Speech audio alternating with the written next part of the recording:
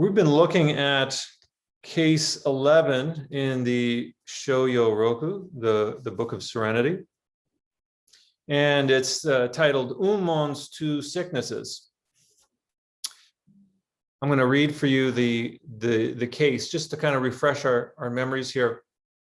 The great master, Ummon, said, when the light doesn't penetrate completely, there are two kinds of sicknesses. When you're not quite clear and there are things in front of you, that's one sickness.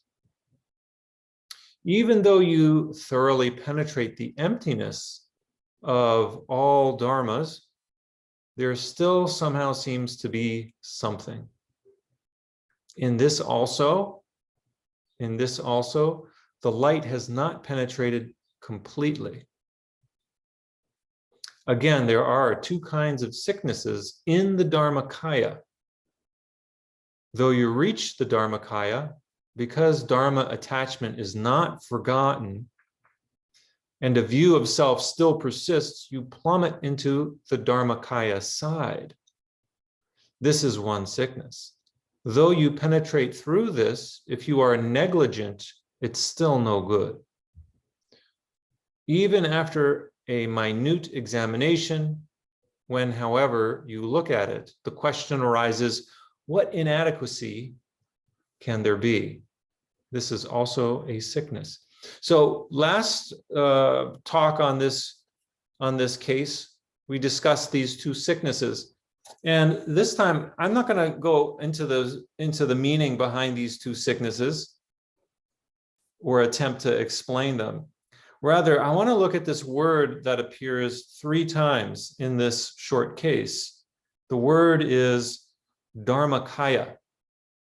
So what is this Dharmakaya that's being referred to?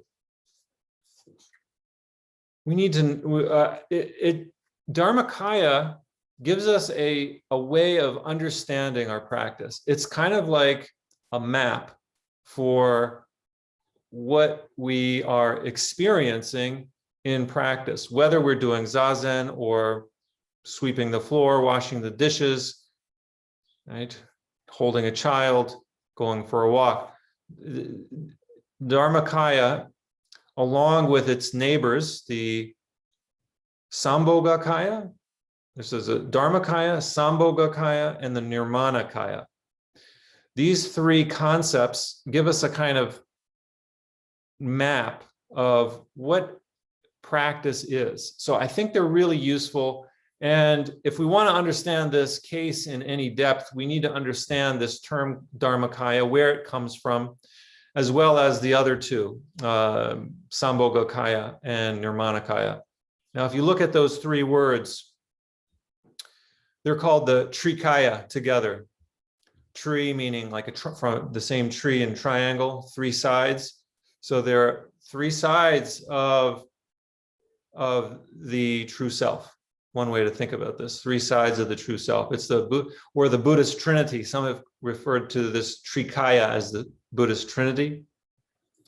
The Kaya, all of these 3 words have the word Kaya in the end of it, and it means body.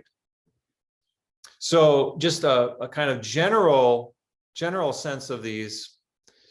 The Dharmakaya could be translated as the Dharma body, but that doesn't really tell us very much when we look at that. Dharmakaya, one way of thinking about the Dharmakaya is it is well, you could think of it as the teaching body, but it still doesn't give us a lot. The absolute realm, the realm of the ultimate, could be considered the Dharmakaya.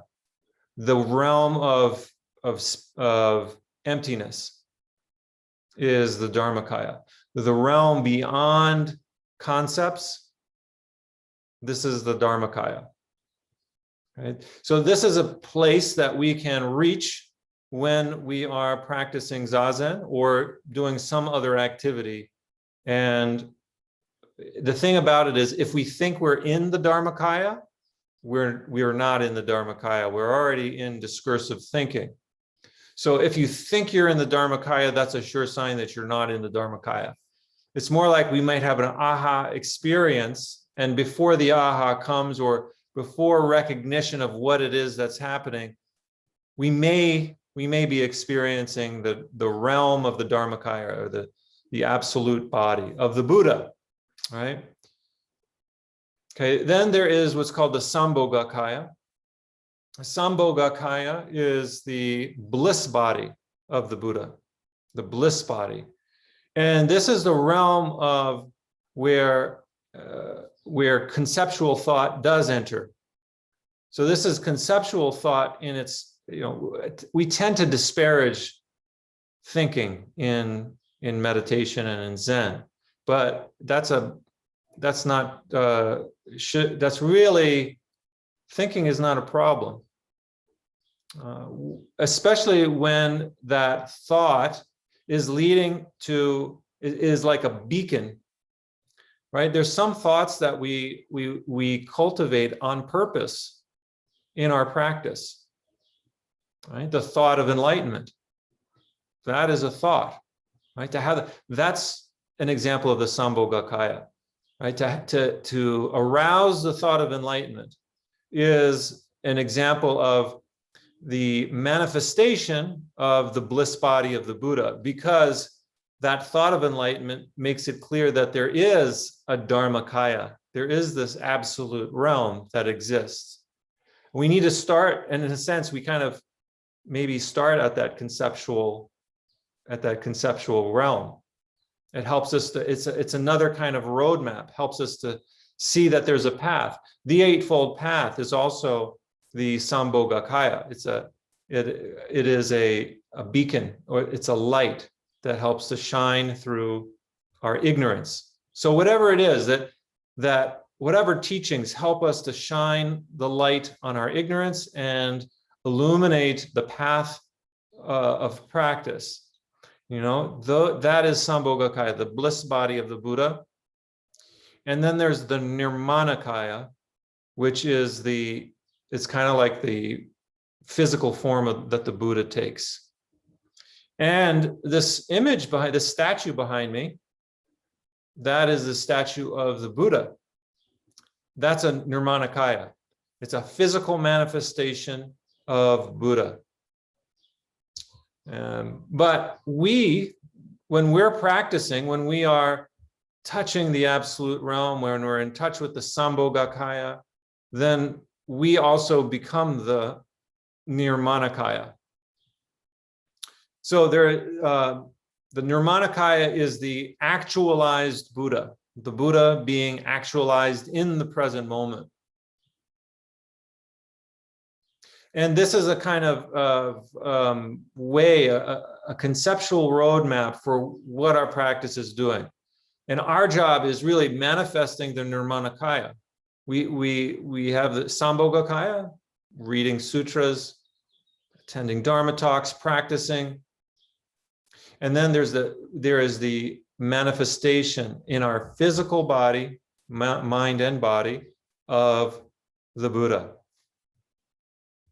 And of course, the original, well, I don't say original, but Shakyamuni Buddha is the historical Buddha is considered a Nirmanakaya.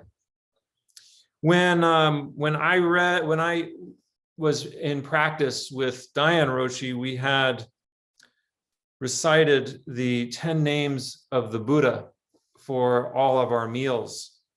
And the first 3 names of the Buddha are these 3, the Dharmakaya, Sambogakaya, Nirmanakaya. And listen, it says here, I'll just chant this for you. In the midst of the 3 treasures with all sentient beings, let us recite the names of Buddha. Vairochana Buddha, pure Dharmakaya. Lochana Buddha, complete Sambogakaya. Shakyamuni Buddha, myriad Nirmanakaya. Then there's 7 other names of the Buddha, but the first 3 are these: Dharmakaya, Sambogakaya, and Nirmanakaya.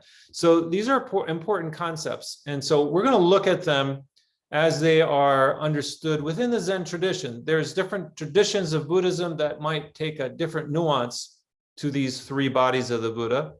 And recently I came across an excellent article in Buddha Dharma magazine, or Lion's Roar, I'm not sure which, by a colleague of mine named Kokyo Henkel, who's a Dharma teacher, a Zen priest out at the Santa Cruz Zen Center. And he's written a wonderful article about the three bodies of the Buddha and connecting it to our practice. So it will fill out, I think, a lot of the gaps in this talk. And what I like to do at this point, I'll stop the recording and we will just share the article. We'll each take maybe a paragraph or two to read and discuss. Okay, thank you very much.